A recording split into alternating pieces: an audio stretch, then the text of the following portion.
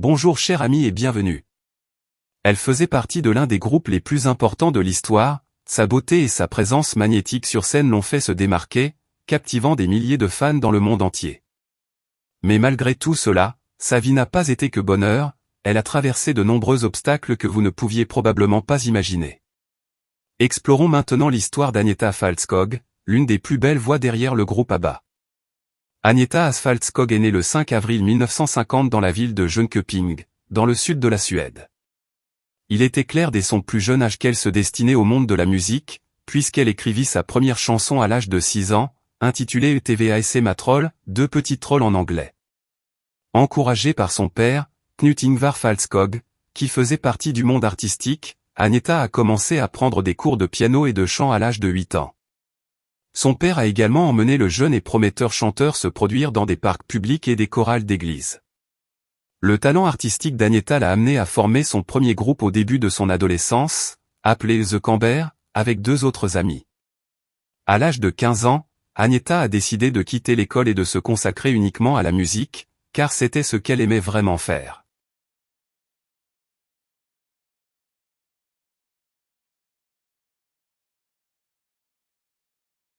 Pendant cette période, le groupe a commencé à tourner en Écosse, faisant progressivement d'Agnetha de plus en plus reconnue. Quand elle avait 17 ans, elle a été invitée à sortir un album solo, et même si elle se sentait un peu triste de quitter ses amis, elle pensait que c'était la meilleure option pour sa carrière. La même année 1967, elle sort son premier album solo intitulé Agnetha Fältskog, avec le premier single Jag var så kär, I was so in love en anglais. 2 ans plus tard, elle sort son deuxième album, intitulé Agnetha Fältskog Volume 2. Cette même année 1967, elle rencontre le compositeur et producteur de musique Björn Ulvaeus lors d'une émission télévisée. Agnetha a mentionné qu'elle l'admirait déjà et Björn a révélé qu'il avait acheté son album avant même de la voir en personne, car il avait une grande admiration pour son talent. Les deux se sont immédiatement rapprochés, développant rapidement une relation amoureuse, et il ne leur a pas fallu longtemps pour se marier. Björn a eu un partenariat musical et amical avec Benny, et peu de temps après, ils ont rencontré Annie Frid lors d'un concours auquel ils ont participé. Annie et Benny ont commencé à sortir ensemble, et à partir de là, une amitié s'est épanouie entre les deux couples. Au départ, ils n'avaient pas pensé à chanter ensemble, mais au fil du temps, ils ont réalisé qu'ils avaient une excellente chimie lorsqu'ils se produisaient ensemble. Cela a marqué le début de l'un des plus grands groupes qui ait jamais existé. Bien qu'elle fasse partie d'ABBA, Agnetha a maintenu sa carrière solo à ses côtés, sortant des albums et donnant des performances. Au début du groupe, Agnetha et Frida ont servi de choristes jusqu'à ce que les gars se rendent compte que les deux chanteurs se démarquent et attirent beaucoup plus l'attention qu'eux. Ils ont alors décidé qu'Agnetha et Frida seraient les deux voix principales du groupe. Avant de s'appeler ABBA, le groupe s'appelait Björn et Benny, Agnetha et Annie Frid. En 1973, ils sortent leur premier album intitulé Ring Ring. En 1974, le groupe, qui à l'époque commençait à être connu sous le nom d'ABBA, une fusion des initiales des membres, participa au célèbre concours Eurovision et obtint la première place avec sa chanson Waterloo. Cette victoire a propulsé la chanson au sommet des charts musicaux au Royaume-Uni et a atteint la 6e place aux États-Unis. Le groupe a toujours attiré l'attention pour leurs harmonies, la beauté des membres, leur choix vestimentaire, les paroles de leurs chansons et le fait qu'ils se composaient de deux couples, ce qui amplifiait leur alchimie sur scène. Suite à cet album, ils en ont sorti plusieurs autres. En 1976, ils ont dévoilé Arrival, qui est devenu un énorme succès avec des morceaux comme Dancing Queen et Knowing Me, Knowing You. En 1977, ils ont présenté The Album, avec des succès tels que TK Chanson Me et The Name of the Game. En 1979, c'est l'heure de l'album Voulez-vous, qui connaît le succès avec des morceaux comme Chiquitita et Does Your Mother Know. Avec la sortie de l'album Super Troopé, ils ont sorti des tubes comme Super Troopé et The Winner Take It All. Il est important de noter qu'il ne s'agit que d'une petite partie de la vaste et merveilleuse discographie du groupe, qui a vendu près d'un demi-milliard d'albums dans le monde.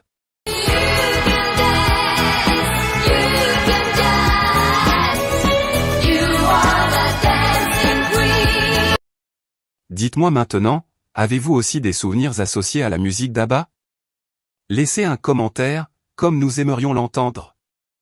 Malgré tout ce succès et ce glamour, la vie d'Agnetha ne s'est pas déroulée parfaitement, elle a dû surmonter de nombreux obstacles. En 1979, elle se sépare de Björn après avoir découvert son infidélité avec la journaliste Lena Kallesjö. Il a nié la trahison, mais précisément 6 mois après la finalisation de leur divorce, il est entré en relation avec Lena, l'épousant finalement.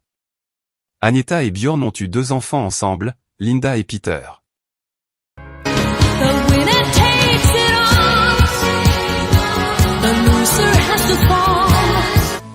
Malgré ces circonstances, ils ont décidé de continuer dans le groupe, ne laissant pas des problèmes personnels perturber le groupe, pour le bien de leurs enfants et de leurs partenaires professionnels.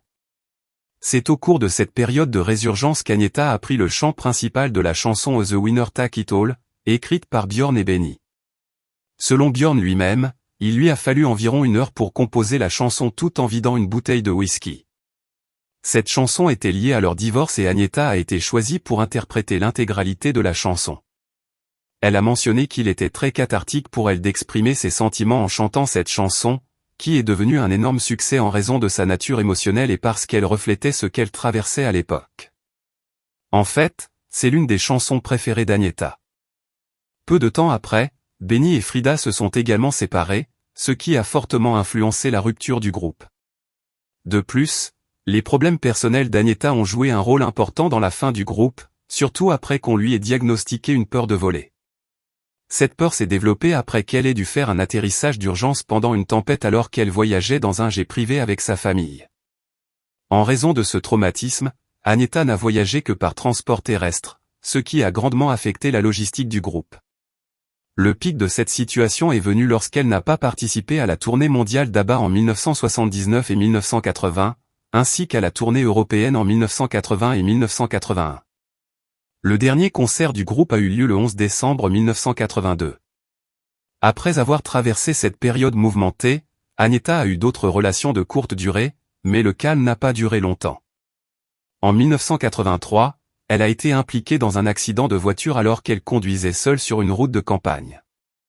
Elle a perdu le contrôle de la voiture et s'est écrasée contre un arbre, subissant des blessures graves qui ont nécessité plusieurs jours d'hospitalisation pour se rétablir. En 1994, un autre événement traumatisant s'est produit lorsque sa mère est décédée de façon inattendue. Selon Agnetha, c'était la situation la plus difficile à laquelle elle ait jamais été confrontée dans sa vie. En conséquence, elle a développé une grave dépression et, 2 ans plus tard, alors qu'elle se remettait, elle a vécu une autre tragédie avec la mort de son père bien-aimé, ce qui l'a amenée à traverser une autre période de dépression. Comme si tout cela ne suffisait pas, elle a été constamment harcelée par des paparazzi et des fans obsédés tout au long de sa carrière avec ABBA. Elle a été fréquemment harcelée et a vu sa vie privée envahie, ce qui lui a causé de l'anxiété et du stress. Dans une interview ultérieure, elle a décrit l'expérience comme extrêmement pénible et a déclaré qu'il avait fallu des années pour se remettre d'une telle intrusion. Malgré tout, elle a continué à sortir quelques albums solo, dont Oh Wrap Your Arms Around Me, qui a dominé les charts dans plusieurs pays européens, dont le Royaume-Uni, et a produit plusieurs singles à succès. En 2004, elle fait un retour discret à la musique avec l'album My Coloring Book, qui présente des reprises de ses chansons préférées des années 1960. L'album a été bien accueilli par les fans et les critiques. En 2013, elle a sorti son dernier album, à partir de la production de cette vidéo, intitulée Va, produit par Georgian et Loveson, qui comprenait 10 titres, dont le single The One Who Love You Now, et est devenu son plus grand succès. Album au Royaume-Uni à ce jour. Actuellement, Agnetha mène une vie paisible en Suède. C'est vraiment remarquable de voir comment elle a réussi à surmonter tant d'obstacles et à continuer à poursuivre ce qu'elle aime, même si dans une capacité limitée, qui est la musique. Malgré sa solitude, Agnetha est toujours aimée et respectée par ses fans du monde entier, qui admirent ses contributions à la musique et son impressionnante carrière de chanteuse et compositrice. Elle possède une force incroyable. C'était l'histoire d'Agnetha Faltskog. S'il vous plaît, abonnez-vous à notre chaîne et partagez vos commentaires. À bientôt dans une autre vidéo. The winner takes it all. The loser standing small.